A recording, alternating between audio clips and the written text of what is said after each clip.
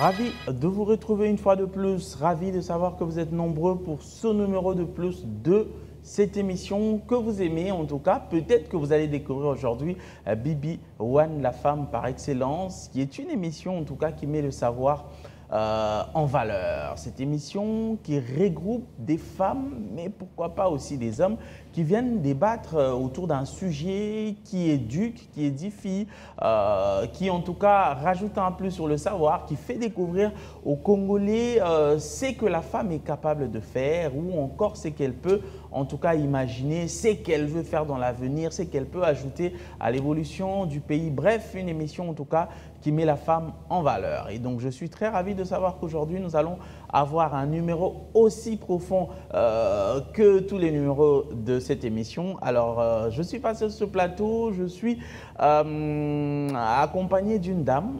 Elle, c'est une très jeune dame, mais déjà au sommet de quelque chose. Nous allons en tout cas vous la faire découvrir dans quelques poussières de secondes, mais sachez très bien que comme d'habitude, nous allons parler d'un sujet et vous allez en apprendre, je suis très sûr. Et donc, vous comprenez qu'il est directement temps de pouvoir la présenter. Elle s'appelle Madame Joséphine Galula, à qui je dis bonjour. Bonjour monsieur. Vous allez bien? Ça va très bien, merci. Vous êtes toujours aussi souriante? Ouais. Ah, ok. C'est un atout. Oui, bien sûr. Et donc, très bien habillée. Merci. Alors, vous allez bien? Oui, ça va très bien, merci. Et vous-même? Oh, moi, ça va. Et les activités? Ouais, ça va, ça marche. Alors, moi, de ma part, je sais que vous entreprenez. Oui. Vous êtes à la tête d'une fondation? Ouais, d'une entreprise. D'une entreprise. Oui. Ok. Vous êtes aussi dans le social, c'est ça? Oui, un tout petit peu, oui. Un tout petit peu. Justement, est-ce que pouvez-vous nous parler un peu de ce que vous faites concrètement pour que j'en sache aussi plus, mais surtout que nos téléspectateurs puissent bien vous découvrir et savoir qui vous êtes? D'accord. Moi, c'est Madame Joséphine Galula Kabamba. Je suis la CEO et fondatrice des Délicatesses Agence, qui est une agence qui œuvre dans deux secteurs. Okay. C'est-à-dire dans les services et dans l'agrotransformation. Dans les services, nous sommes plus dans l'événementiel. Nous sommes aussi dans la formation de personnel pour des entreprises, c'est-à-dire de secrétaires, des réceptionnistes pour bureau, des assistants pour bureau. Mais aussi, nous avons aussi un service d'hôtesse pour des événements. Okay. Pour l'agrotransformation, nous sommes dans la production du jus naturel à base de fruits qui sont purement locaux.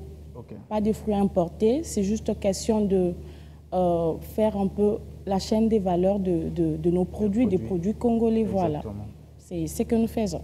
Très bien.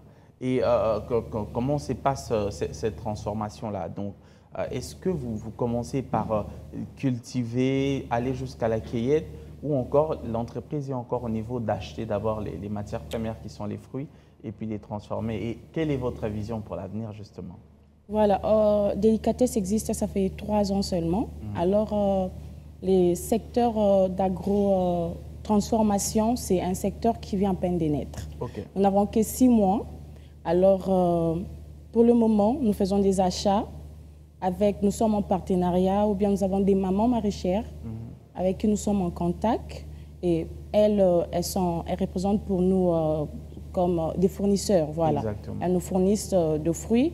Mais à la longue, c'est vrai, hein, nous avons des ambitions. Nous avons déjà projeté qu'en avenir, nous allons quand même penser à avoir nos propres terres. Parce que si nous avons notre terre, nous cultivons nous-mêmes et nous produisons avec nos propres fruits que notre terre nous a procuré, je pense que c'est un peu trop avantageux que d'aller acheter chez une autre personne. Très bien. Alors, je reviens en tout cas chez vous, très chers téléspectateurs, pour vous dire que chaque Bibi One égale à un sujet. Et donc aujourd'hui, nous allons essayer de parler d'un sujet très clair.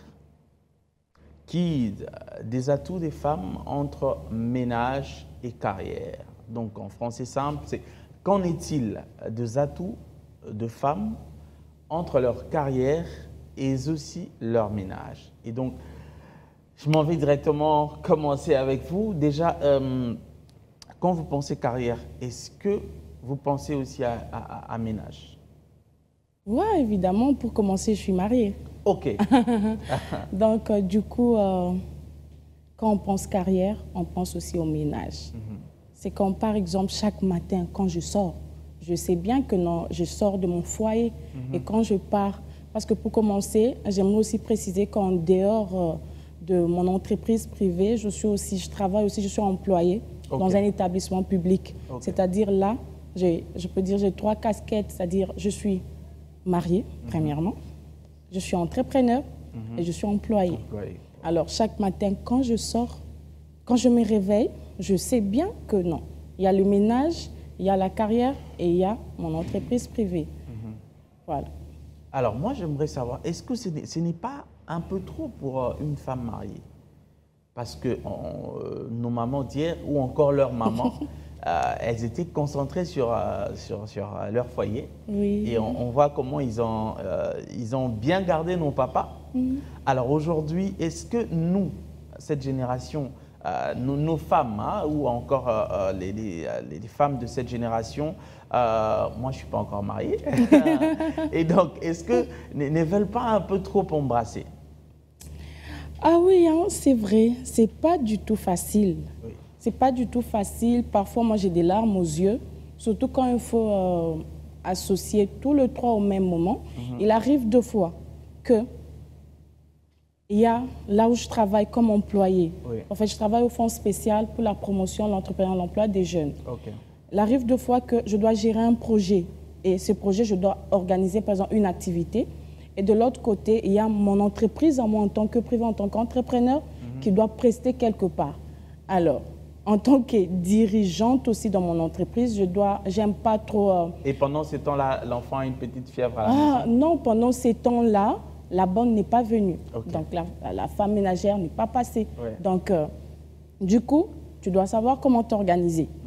Tu dois savoir parce que il ne faut pas privilégier la carrière pour oublier le foyer. Exactement. Alors, il faut juste savoir comment s'organiser. C'est-à-dire, dans pareilles circonstances, tu dois te réveiller très tôt le matin, par exemple. Tu t'occupes de ta maison. Et là, mais c'est vraiment compliqué. Et là, quand tu pars maintenant comme employé, tu dois donner aussi le meilleur de toi. Et quand on a des activités comme ça, on ne sait pas à quelle heure ça va finir. Et de l'autre côté aussi, avec ton entreprise privée en tant qu'entrepreneur, tu dois aussi avoir tes yeux là-dessus. Alors, tu dois juste te départager. C'est juste un problème d'organisation.